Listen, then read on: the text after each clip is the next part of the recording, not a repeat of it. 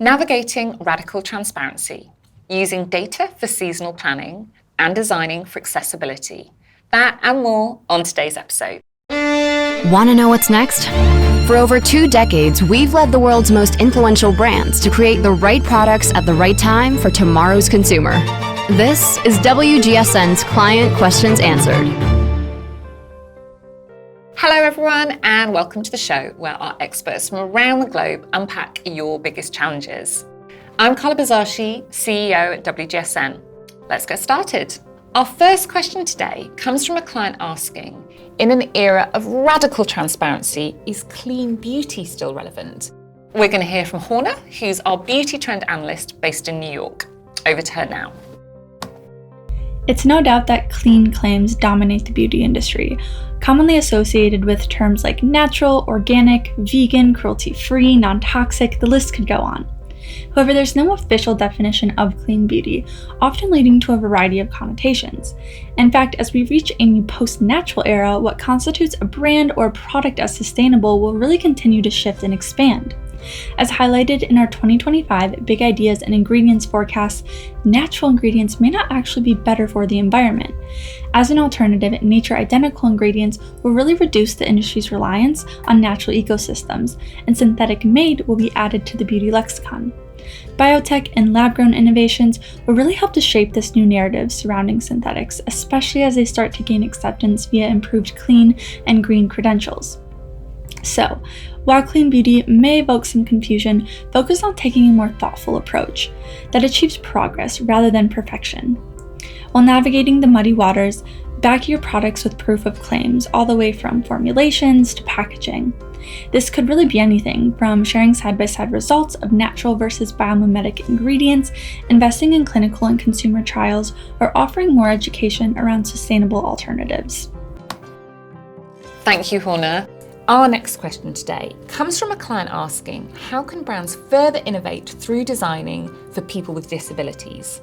Giving us their insight is Carmela, who's our trend researcher based in Philadelphia. Over to you, Carmela.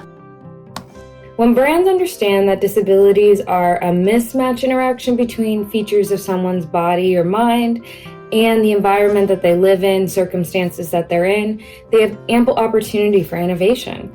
In the book Mismatch, How Inclusion Shapes Design, Kat Holmes discusses 3 inclusive design principles to consider.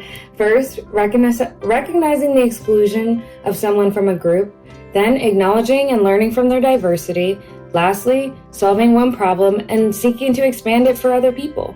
Thoughtful co-design and taking time to listen to the lived experiences can be the future of impactful innovation. Thank you, Carmela. Our personal tech forecast for 2025 offers more information on how devices which affect the senses will help people with disabilities live with much greater agency. And our final question for today comes from a client asking, how can fashion retailers integrate data-informed decisions into their seasonal planning? Let's head over to Portland to hear from Tommy Farmer, WGSN Mindset's Consultant Director. Take it away, Tommy. WGSN's fashion clients struggle to integrate data-informed decision-making into line planning.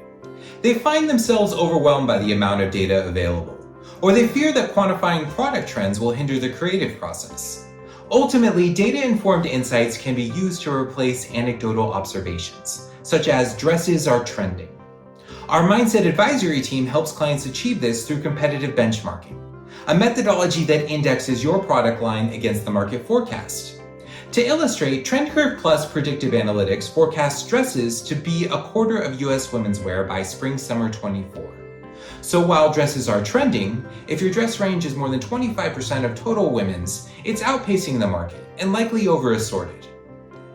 Look to competitive benchmarking to seamlessly incorporate WGSN's data-driven insights into your brand's line planning process. Brilliant. Thank you, Tommy. I'm afraid that's it for this week. If you have any questions or comments that you'd like answered, please pop them in the comments box for our team. I'm Carla Bizarshi, and I'll see you next time.